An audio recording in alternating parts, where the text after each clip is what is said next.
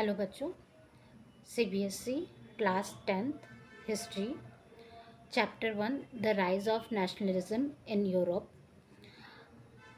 First video हो चुका है जिसमें हमने पेज नंबर 7 तक का रीड किया था।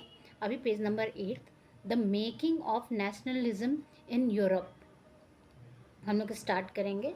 पहले भी मैंने बोला है सुनना ठीक है, लेकिन अगर जब तक हाथ के नीचे से नहीं जाएगा तब तक ये पूरा वेस्ट है, टाइम वेस्ट होगा। इसलिए प्लीज़ आप ट्राई करो लिखने का। एक एक पैराग्राफ लो, या जो क्वेश्चन मैं लास्ट में देती हूँ या बीच में बोलती हूँ जो क्वेश्चन, उसको एक एक पैराग्राफ लिखो और एक दिन में एक वीडियो देखो और बुक से देख के लिखो। बुक से देख के आंसर लिखना, खुद से नहीं लिखना अभी, क्योंकि अभी हमारे पास अक्टूबर है, टाइम है। ठीक है, चलो the start the making of nationalism in Europe. If you look at the map of mid 18th century Europe, you will find that there were no nation states as we know them today. What we know today as Germany, Italy, Switzerland were divided into kingdoms, duchies, and cantons whose rulers had their autonomous territories. Eastern and Central Europe were under autocratic monarchies within the territories of which lived diverse peoples. They did not see themselves as sharing a collective identity or a common culture. So they were diverse, matlab their identity were diverse, so they are living as a diverse identity. They did not see themselves as sharing a collective identity or common culture. Often they even spoke different languages and belonged to different ethnic groups. The Habsburg Empire that ruled over Austria Hungary, for example, was a patchwork of many different regions and peoples. It included the Alpine regions, the Tyrol, Austria, and the Sudetenland, as well as Bohemia, where the aristocracy was predominantly German speaking. So matlab it is was showing that how many countries were there and how they are living, but they are living separately with their own identity. It also included the Italian speaking provinces of Lombardy and Venetia. In Hungary, half of the population spoke Magyar, while the other half spoke a variety of dialects. In Galicia, the aristocracy spoke Polish. Besides these three dominant groups, there also lived within the boundaries of the empire a mass of subject peasant peoples, Bohemians, and Slovaks to the north, Slovens in Cornelia, Croats to the south, and Romans to the east of Transylvania. Such differences did not easily promote a sense of political unity. The only tie binding these diverse groups together was a common allegiance to the emperor. So it was in this paragraph, or in this total topic, it was explained, it was mentioned that how many countries were there, how many states were there, and how what the language they were speaking, what are their dialects. This is the main thing, main point mentioned over in this paragraph. So making of nationalism in Europe. Okay, next, the aristocracy and the new middle class. Socially and politically, a landed aristocracy was the dominant class on the continent. The members of this class were united by a common way of life that cut across regional divisions. They owned estates in the countryside and also townhouses. They spoke French for purposes of diplomacy and in high society. Their families were often connected by ties of marriage. This powerful aristocracy was, however, numerically a small group. The majority of the population was made up of the peasantry. To the west, the bulk of land was found by tenants and small owners, while in Eastern and Central Europe, the pattern of landholding was characterized by vast estates which were cultivated by serfs.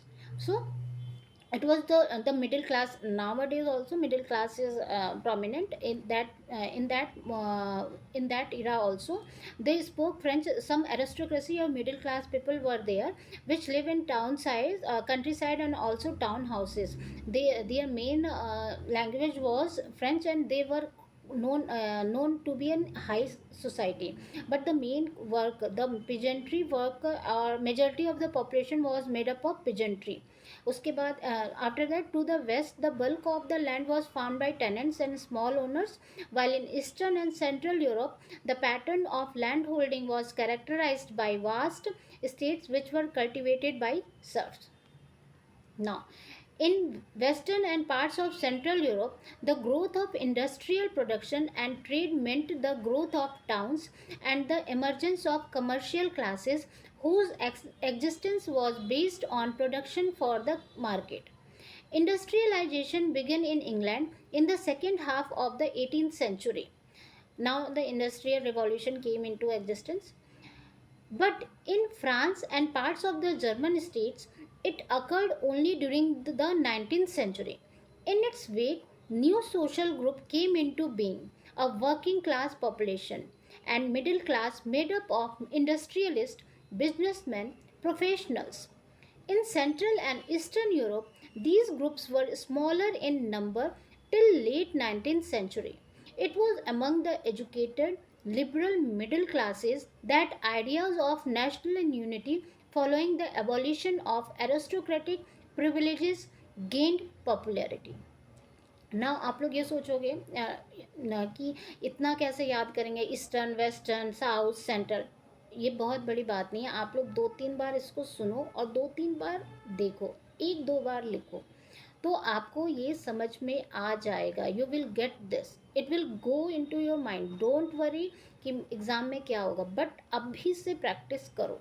Okay, सो इसमें बहुत सी चीज़ें बताई गई हैं कि France में industrial revolution आ गया, उसे वर्किंग क्लास पॉपुलेशन आ गई। फिर in central and eastern with this groups were smaller in number in 19, but this is showing the how the class strata is, how the population strata is there in that era.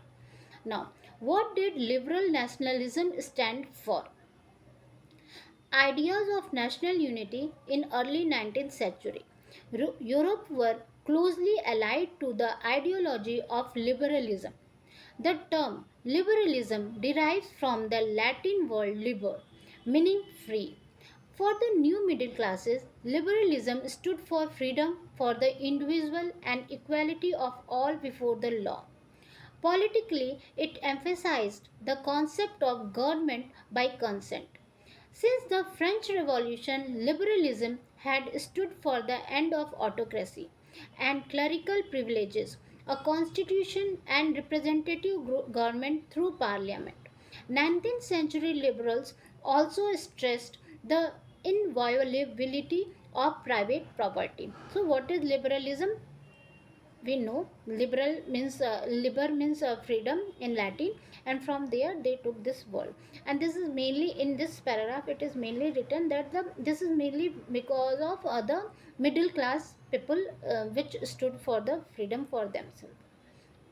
Yet at that moment there were royals and families, kings and kingdoms, queens were there, so everyone has equal rights, so they stood for themselves. And the concept of liberalism came into action. Yet equality before the law did not necessarily stand for universal suffrage. Suffrage means the right to vote. You will recall that in revolutionary France, which marked the first political experiment in liberal democracy, the right to vote and to get elected was granted exclusively to property owning men. Men without property and all women were excluded from political rights.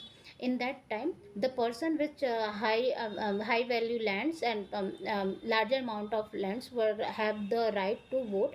Otherwise, all women and the poor person hasn't hadn't any law hadn't any right to vote.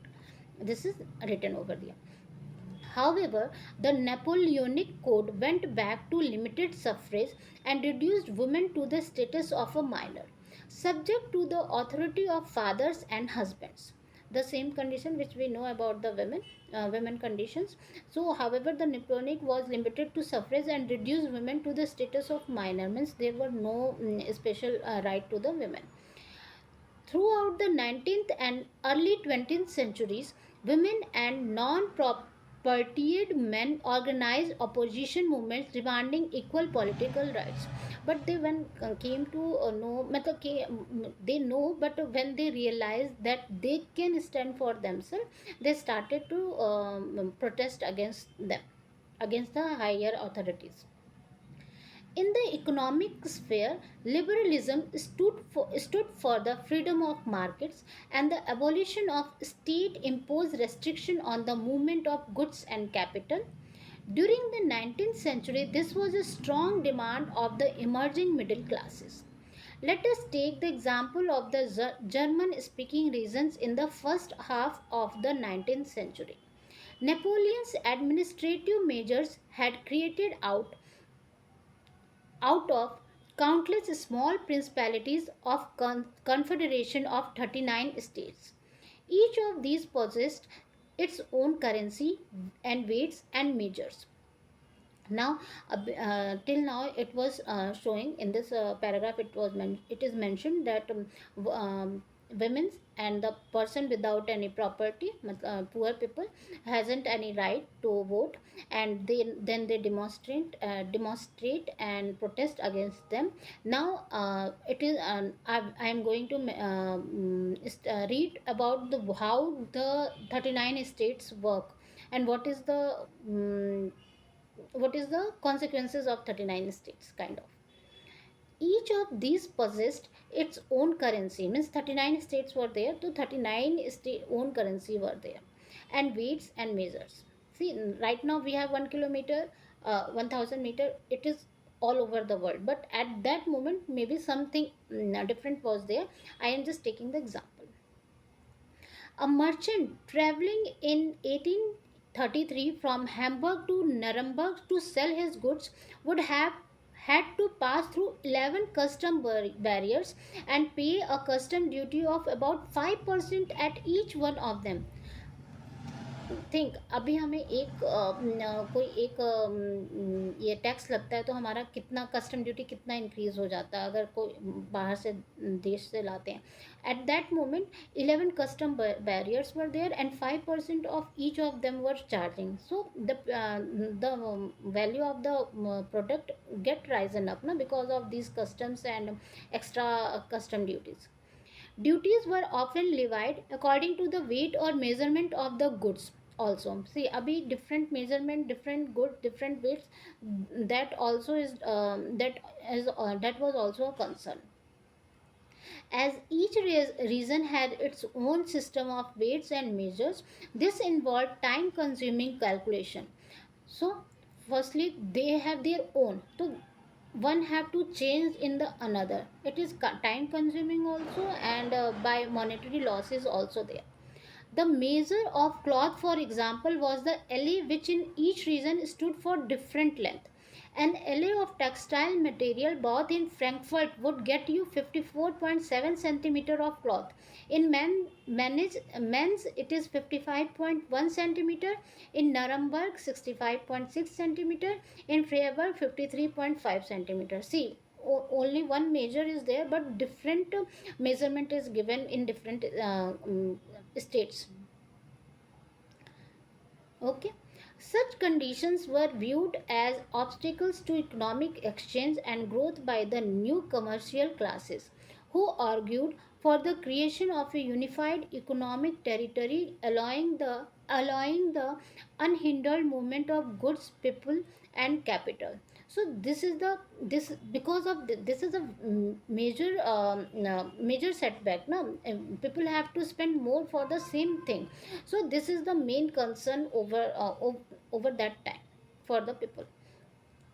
In 1834, a customs union or Zollverein was formed at the initiative of Prussia and joined by most of the German states. The union abolished tariff barriers and reduced the number of currencies from over 30 to 2. See, 39 states were there and different currencies, different measurement was there, but from 30 to they take down to took down to 2, number 2. The creation of a network of railways further stimulated mobility, harnessing economic interest to national unification. A wave of economic nationalism strengthened the wider nationalist sentiments growing at the time. See, the because of this, that obstacle, that hurdle of custom duties and different measurements, they one Prussia started Zollverein or custom union, and Prussia started, and then German states joined in, and then they got a simple way of custom duty and simple way of trade, and also the network at that moment railways get started, and then it is also one of the major reasons, so that they can strengthen the sentiments, the wider nationalism, nationalist sentiments. Okay, so for now it is a small, I will put only 10-15 minutes of video. This is the this is the for today in this video. And next, you should know what did liberal nationalism stand for. No need. What brought the nationalism, liberalism? What is the reason behind liberalism? So this is the question for this video. Try to write, read and write, read and write, write. WRITE, right? Okay. Thank you. See you in next video.